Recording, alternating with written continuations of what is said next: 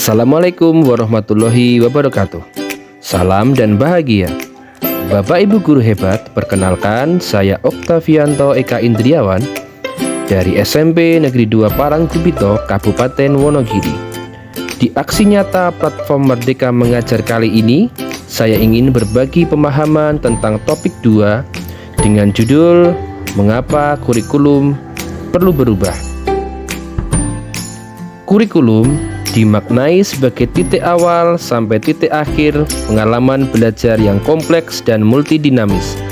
Kurikulum diibaratkan sebagai jantungnya pendidikan.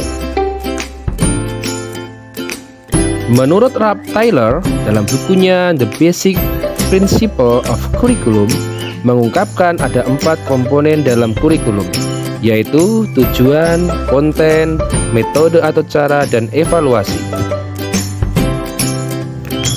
Peran kurikulum adalah sebagai pedoman dan acuan dalam pembelajaran, sedangkan fungsi kurikulum bagi guru adalah untuk memandu dalam proses pembelajaran murid. Bagi murid adalah sebagai pedoman belajar. Penyebab kurikulum berubah.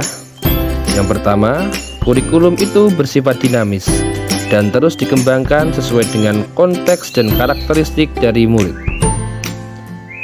Berikutnya, adanya isu kekinian, meliputi perubahan iklim global, teknologi digital, industri multinasional, transformasi budaya. Berikutnya, karena adanya kolaborasi dari keluarga, sekolah, masyarakat.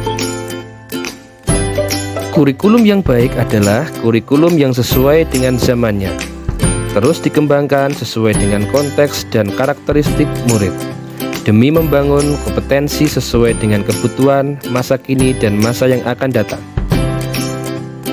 Kurikulum Merdeka adalah kurikulum dengan model pembelajaran intrakurikuler yang beragam. Di sini konten akan lebih optimal sehingga murid memiliki cukup waktu dalam pendalaman konsep dan menguatkan kompetensi. Guru memiliki keleluasaan untuk memilih berbagai perangkat ajar sehingga pembelajaran dapat disesuaikan dengan kebutuhan belajar dan minat dari peserta didik. Keunggulan dari kurikulum Merdeka yang pertama, lebih sederhana tetapi mendalam. Yang dimaksud di sini, mata pelajaran yang diajarkan hanya mata pelajaran yang esensial saja, sehingga pembelajaran bisa lebih mendalam dan bermakna. Dengan itu, diharapkan bisa meningkatkan kompetensi peserta didik dan menciptakan pembelajaran yang menyenangkan. Yang kedua, lebih merdeka. Dengan adanya kurikulum ini, baik peserta didik maupun guru bisa mengajar sesuai tahap capaian dan perkembangannya. Yang ketiga, lebih relevan dan interaktif. Salah satu pembelajaran yang ditekankan pada kurikulum ini adalah pembelajaran yang berbasis proyek, sehingga pembelajaran bisa berjalan interaktif. Pembelajaran semacam ini bisa meningkatkan kemampuan berpikir kritis peserta didik dan menumbuhkan perilaku yang mencerminkan profil pelajar Pancasila. Kurikulum Merdeka memuat 3 program. Yang pertama, intrakurikuler. Kedua, ekstrakurikuler. Pelaksanaannya dapat dikembangkan oleh satuan pendidikan sesuai dengan kapasitas dan minat dari murid.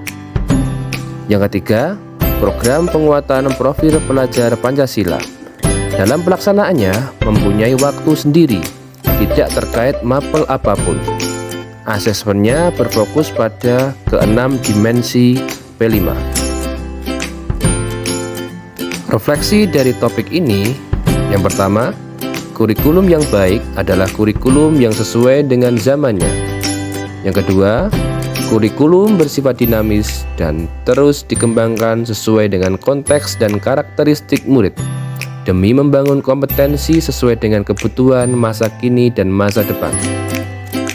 Yang ketiga, dalam memberikan tuntunan sesuai dengan kodrat murid. Melakukan pembelajaran dan pelaksanaan kurikulum haruslah terus menyesuaikan dengan kebutuhan murid. Sebagai pendidik, kita harus terus belajar dan mengikuti dan memahami perkembangan kehidupan murid. Yang keempat, murid sekarang begitu sulit dipisahkan dengan medsos. Keadaan ini bisa kita manfaatkan untuk tujuan pembelajaran. Misal, dengan meminta murid membuat dan mengumpulkan tugas melalui aplikasi digital. Yang kelima, dengan penerapan kurikulum Merdeka ini, murid dan guru dapat mencapai tujuan pembelajaran sesuai dengan perkembangan zaman. Demikian apa yang saya sampaikan terkait dengan topik 2. Kurang lebihnya saya mohon maaf, semoga bermanfaat. Assalamualaikum warahmatullahi wabarakatuh. Salam dan bahagia.